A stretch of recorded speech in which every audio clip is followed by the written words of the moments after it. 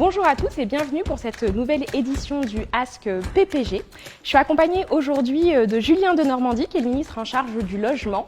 Et dans cette période de confinement, il y a évidemment beaucoup de questions qui se posent sur les réseaux sociaux par rapport à l'immobilier et au logement social en particulier. Et on va essayer avec Julien d'y répondre le plus complètement possible aujourd'hui.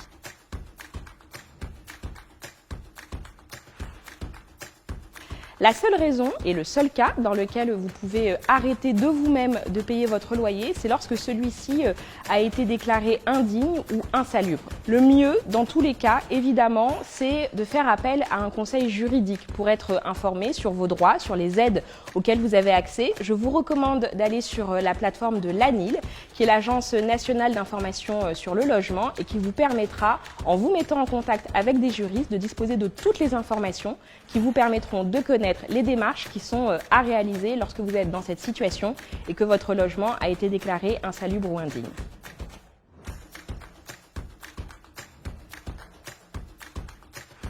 Oui, c'est possible de trouver un logement social et de se le voir attribuer. Les bailleurs sociaux ont la possibilité, grâce à Julien Denormandie, de continuer à tenir des commissions d'attribution qui déterminent, qui sélectionnent les personnes qui pourront accéder à un logement social. Ces commissions se tiennent évidemment de manière dématérialisée. Il n'est malheureusement pas possible de réaliser des visites sur place à cause du confinement. Mais oui, continuez vos recherches, car chaque jour, il y a des annonces nouvelles qui sont publiées par les bailleurs sociaux.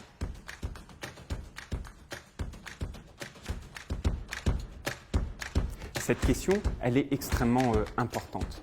Et l'objectif du gouvernement, c'est de permettre à chacun de faire face aux dépenses qu'il a à la fin du mois. Évidemment le loyer, mais également l'ensemble des autres charges qui incombent à un couple et à une famille. Et donc, nous avons décidé de mettre en place un certain nombre de dispositifs. Ce sont évidemment les dispositifs d'assurance chômage partiel, mais également des aides exceptionnelles, comme cette aide qui va être versée à la mi-mai pour près de 4 millions de foyers et qui sera une aide de 100 € par enfant dès lors que je suis aux APL, au RSA ou à l'ASS. Et puis nous avons bien conscience qu'en dépit de ces aides, c'est parfois extrêmement difficile. Difficile pour des familles qui avaient des enfants qui, avant, allaient à la cantine. Difficile pour des familles qui vont faire des courses dans des marchés qui ont fermé et donc se retournent vers des commerces de proximité où les prix sont parfois plus élevés. Et donc, pour ces familles, nous avons décidé de mettre en place un accompagnement individualisé pour que des solutions au cas par cas puissent être trouvées. Nous l'avons fait d'abord avec les bailleurs sociaux, également avec les départements et les collectivités locales avec un fonds de 350 millions d'euros. Et puis surtout, avec une plateforme SOS Loyer Impayé, le 0805 16 00 75.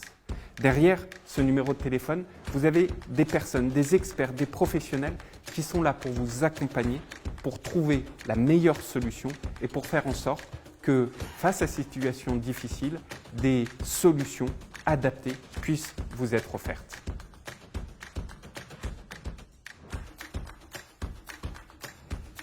Pendant la période de confinement, nous ne sommes pas autorisés à quitter notre domicile pour aller faire des visites d'appartements, des visites de logement. Mais je tiens à dire qu'avec les agences immobilières, avec les associations regroupant les propriétaires, nous avons évidemment beaucoup travaillé pour que d'autres solutions soient permises.